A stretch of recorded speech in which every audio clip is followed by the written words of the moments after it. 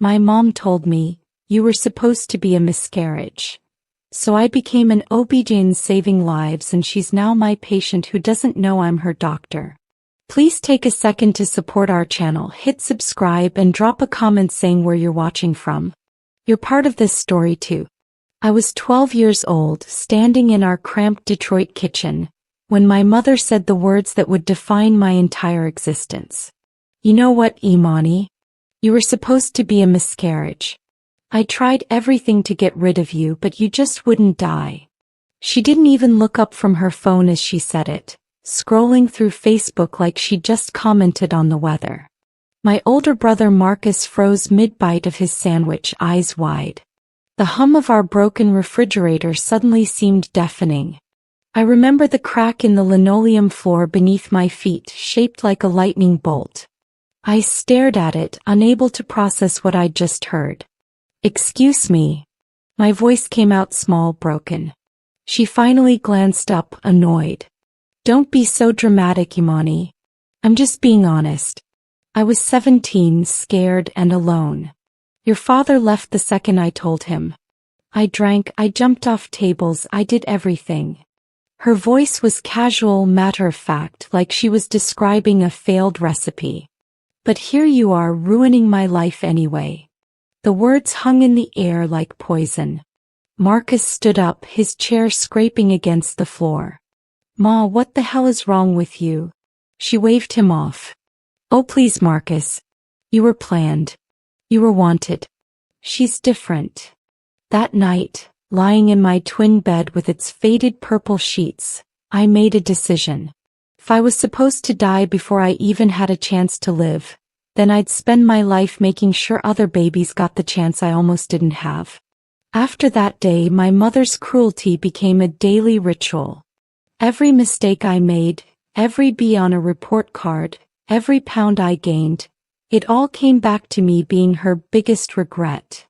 At 13, I started working at Mr. Chen's corner store after school, saving every dollar in a shoebox under my bed. Marcus tried to protect me, but he was dealing with his own demons.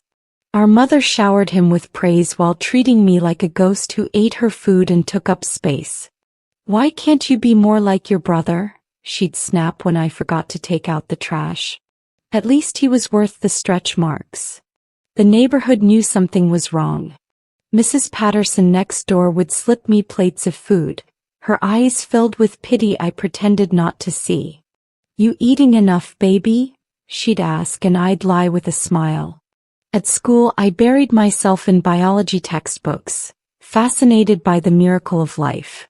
How cells divided, how hearts formed, how against all odds, a cluster of cells became a person. I became obsessed with understanding exactly what my mother had tried to destroy. My science teacher, Ms. Rodriguez, noticed my intensity. Imani, you have a gift, she told me after class one day, her brown eyes warm.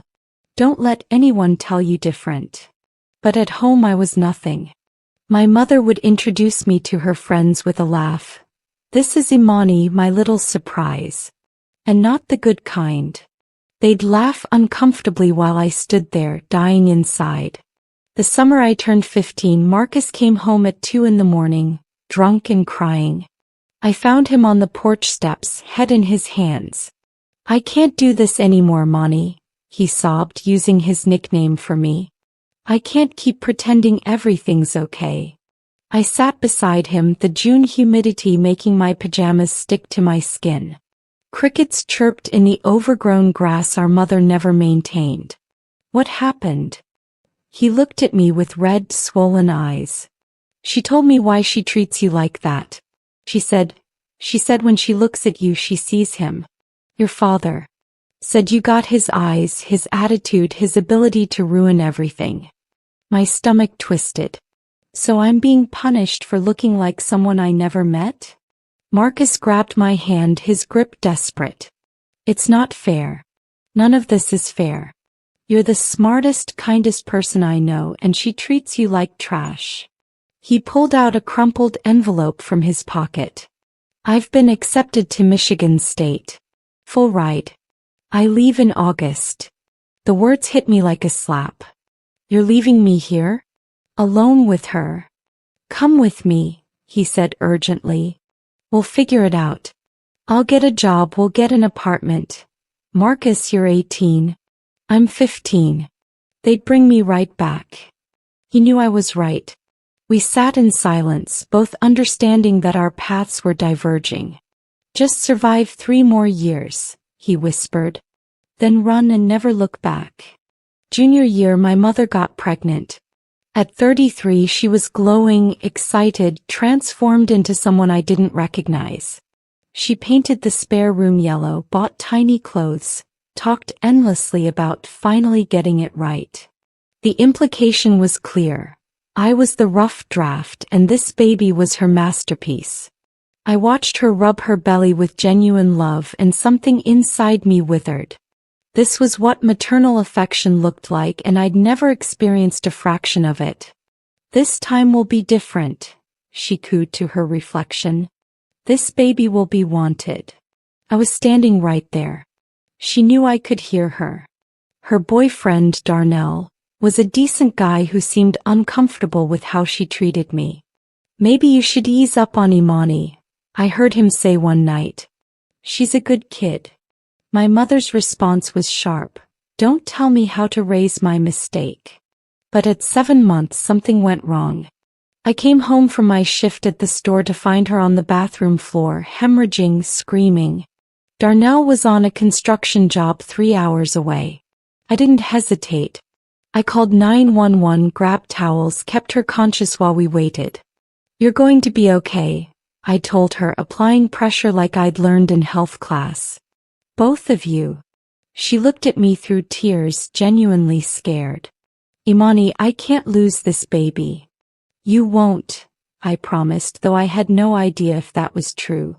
In the ambulance, she gripped my hand for the first time in years. At Detroit Memorial Hospital, I watched doctors and nurses move with purposeful precision, saving my mother and her baby. A black female doctor named Dr. Clark led the team, her voice calm and authoritative. Placental abruption, she explained. We need to deliver now. I sat in the waiting room for 4 hours, doing homework under fluorescent lights, until Darnell finally arrived, panicked and out of breath. Where is she? Is the baby? Emergency C-section. They're both stable now. When we saw them, my mother was drowsy but alive, and my baby sister, Zara they named her, was tiny but fighting in the NICU. Dr. Clark found me staring through the glass at the premature babies in their isolettes, hooked up to wires and tubes. You saved them both, she said gently. Your quick thinking made the difference. I just did what anyone would do. No, she corrected. You did what someone who cares does. Are you interested in medicine? I looked at her, this poised, competent woman who'd just performed a miracle. I want to be exactly like you. She smiled and handed me her card. Then start preparing now. If you're serious, email me. I mentor pre-med students. Over the next 3 days, my mother didn't thank me once. She was too focused on Zara, her real daughter. Darnell pulled me aside. Your mom told me what you did. That was brave. It's fine, I lied. But it wasn't fine. I'd saved the baby she loved more than me, and somehow that hurt worse than anything. When my mother brought Zara home, I became the live-in nanny. At 17, I was changing diapers at 3 a.m. while studying for the SAT, making bottles while memorizing anatomy terms.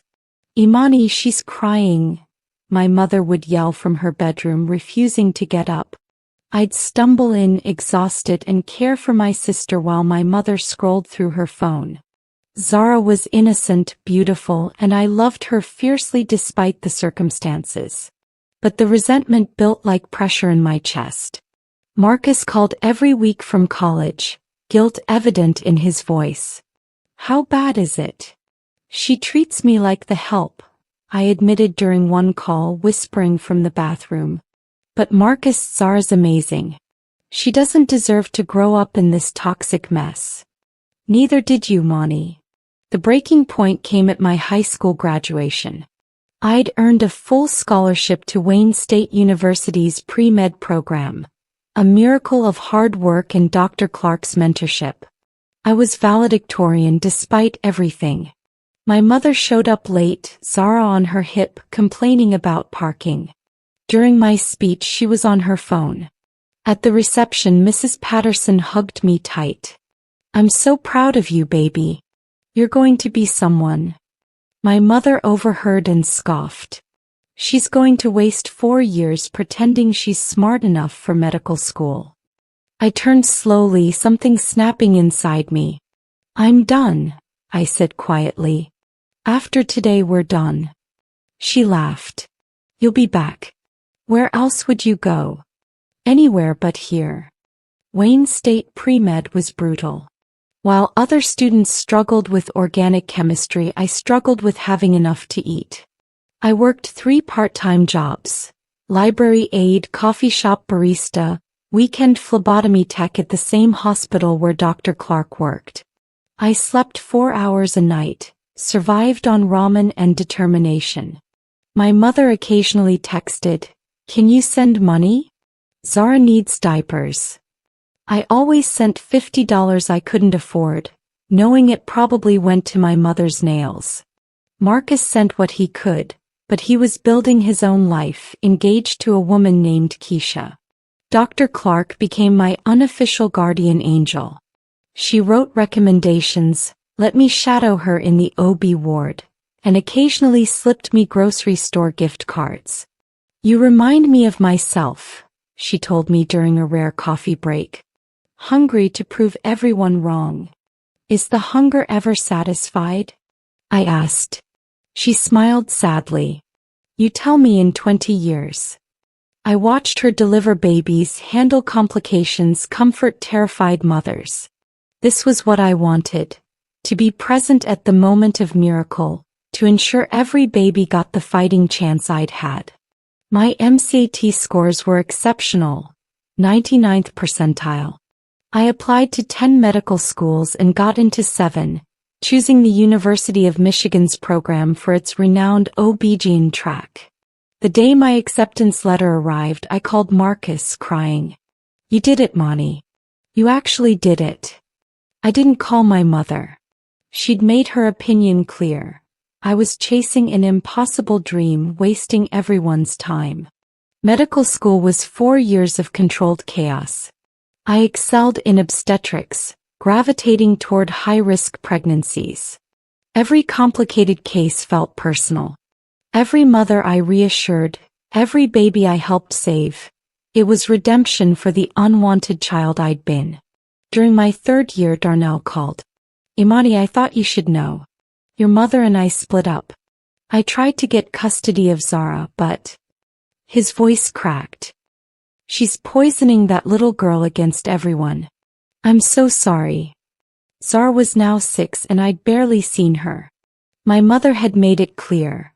I wasn't welcome unless I was sending money. "Does Zara ask about me?" I whispered. "All the time. Your mother tells her you abandoned them." The lie gutted me, but I channeled the pain into my work. I matched at Northwestern Memorial Hospital in Chicago for my OB-GYN residency, one of the most prestigious programs in the country. Dr. Clark flew out for my white coat ceremony. "I knew you'd make it," she said, tears in her eyes. "Now go be brilliant." Residency was 80-hour weeks of delivering babies, handling emergencies, learning to make life or death decisions. I developed a reputation: calm under pressure, exceptional with high-risk cases, genuinely caring with patients. Attendings wrote glowing evaluations. Patients requested me specifically. By my final year, I'd delivered over 300 babies and hadn't lost a single mother.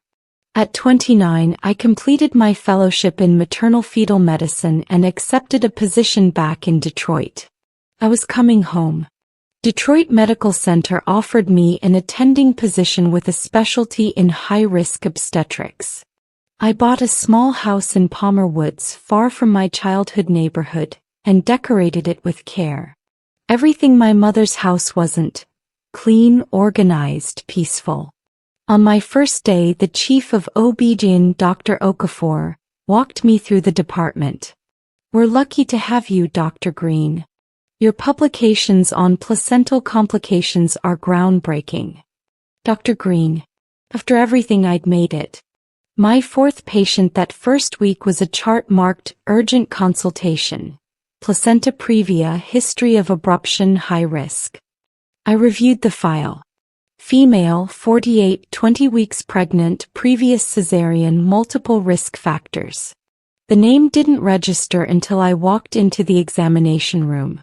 My mother sat on the table, older, heavier, looking nervous. She didn't recognize me. Why would she? I was in a white coat, my hair in a professional bun, wearing makeup and glasses I hadn't needed as a teenager. I was Dr. Imani Green, not the unwanted daughter she'd discarded. Mrs. Thompson? I used her married name from the chart. She'd remarried. Yes. Thank you for seeing me, doctor. I'm really scared. I looked at her chart with clinical detachment, my heart hammering. She was pregnant again at 48, a geriatric pregnancy with significant complications. The baby was wanted. Her notes mentioned miracle baby and last chance. The irony wasn't lost on me. I maintained perfect professional composure. "Tell me about your pregnancy history." My mother recounted her 3 pregnancies. Marcus, described as perfect, no complications. Zara, premature but healthy. And one she glossed over, a difficult pregnancy in my teens, but the baby was fine despite everything. Me. I was the baby that was fine despite everything. Despite her trying to terminate me. Despite years of neglect. Despite being told I was a mistake every single day. "And this pregnancy?" I asked, my voice steady. "I'm scared, doctor. I'm older now and they're saying there's so many risks. My husband, Gerald, and I tried for 5 years. This is our miracle." She started crying and I felt nothing. I can't lose this baby. After everything I've been through, I deserve this happiness. After everything she'd been through. I wanted to laugh. Instead, I conducted a thorough ultrasound. The baby was measuring small and her placenta was dangerously positioned. Complete previa covering the cervix entirely. "Mrs. Thompson, I'm not going to sugarcoat this. Your age, medical history, and the placenta previa make this extremely high risk. You'll need weekly monitoring, possible hospitalization, and definitely a scheduled cesarean. There's significant risk of hemorrhage." She paled. "But the baby will be okay? If you follow my instructions exactly and we're vigilant, you have a good chance." He grabbed my hand, desperate. "Please, Dr. Green, save my baby. I'll do anything." Over the next 12 weeks, my mother became my patient. She came to every appointment, always anxious, always grateful for Dr. Green's expertise. She talked about her life, her fears, her hopes. She mentioned her other children in passing. "My son's a project manager in Ann Arbor. My daughter Zara just graduated high school. So smart. And I had another daughter, but we don't speak." She abandoned the family. I stayed professional, but each appointment was torture. She'd lost weight, looked exhausted, clearly stressed about the pregnancy. Part of me, the doctor part, genuinely wanted to save this baby. It wasn't the child's fault. But another part, the wounded daughter part, wanted to ask, "Do you remember telling your 12-year-old she was supposed to die?" At 28 weeks, she hemorrhaged during a routine ultrasound. I called the code, rushed her to surgery, performed an emergency cesarean with my team. The baby, a boy she'd planned to name Gerald Jr., was critically premature but alive. I worked for 3 hours managing the hemorrhage, repairing damage, saving her life. When she woke in recovery, groggy and scared, I stood beside her bed. "Your son is in the NICU. He's a fighter. You're going to be okay." He started crying. "Thank you. Thank you so much, Dr. Green. You saved us both. The parallel to Zara's birth wasn't lost on me. That's my job, Mrs. Thompson. Gerald, her husband, arrived. A kind-looking man in his 50s who clearly adored her. 3 weeks later, at a follow-up appointment, my mother brought baby Gerald, now stable and home from NICU. She also brought Zara, now 18 and stunning. My sister didn't recognize me either. Dr. Green, this is my youngest, Zara. She's starting college in the fall for biology. Wants to be a doctor like you. Zara smiled shyly. I've always been fascinated by medicine. My heart broke and soared simultaneously. That's wonderful. What inspired you? My older sister, actually. I barely remember her, but my mom told me she tried to go to medical school. She dropped out and disappeared, but I always wondered what she could have been if she'd been stronger. The lie was so casual, so complete. I looked at my mother, who nodded sadly, playing the victim. Some people just aren't cut out for the difficult path.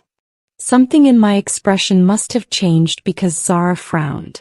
Dr. Green, are you okay? I need to speak with Mrs. Thompson privately, I said quietly. Zara, could you wait outside? When we were alone, I locked the door. My mother looked confused. Is something wrong? I removed my glasses, let down my hair. Look at me, Mama. Really look. It took 30 seconds. Then her face went white. Imani. Hello, Mother. Surprise. I didn't drop out. I didn't disappear. I became exactly what I said I would, despite every horrible thing you did to destroy me. And you've been my patient for 3 months. My mother's mouth opened and closed, speechless. Color drained from her face. You knew? This whole time. Every single appointment. I kept my voice level, clinical. You sat in my examination room crying about your miracle baby, begging me to save you. The same woman who told her 12-year-old daughter she tried to miscarry her. Who spent 17 years making me feel worthless. She reached for me, tears forming. Imani, I saved your life, Mama. I saved your son's life. Not because you deserved it, but because that's who I am. That baby is innocent just like I was. Just like Zara is. My voice cracked. You told Zara I dropped out? That I was too weak. I didn't know what else to say. How about the truth? That you abused me, that I worked 3 jobs to put myself through school, that I became a doctor despite you, not because of you. The door handle rattled. Zara's voice. Mom? Dr. Green? What's happening? I opened the door. My little sister stood there, confused, beautiful, on the edge of her own life. Zara, I'm your sister. Imani. Her eyes widened in shock. I handed her my business card with my full name. Everything she told you was a lie. I didn't drop out. I'm a board-certified OBGYN, and I just saved our mother's life. I looked at my mother one final time. I'm referring you to Dr. Michaels for continued care. I can't be your doctor anymore. Conflict of interest. But know this, I won. You tried to kill me before I was born. You tried to break me my entire childhood, and I still became everything I said I would. That's my revenge. Living well, saving lives, being everything you said I couldn't be. I walked toward the elevator. Behind me, Zara called out, "Wait. Please." I stopped, turned. My sister had tears streaming down her face. Can I get to know you? The real you. I smiled through my own tears. I'd love that. As the elevator doors closed, I saw my mother collapsed in Gerald's arms, finally confronting the daughter she'd tried to destroy, who'd become the doctor who saved her life. Some stories don't end with forgiveness. Some end with survival, success, and the quiet power of proving everyone wrong. I didn't need her apology. I had something better. A life worth living, patients who trusted me, and a sister who deserved to know the truth. That 12-year-old girl standing in that Detroit kitchen, being told she should have died? She didn't just survive. He thrived. And that's the greatest revenge of all.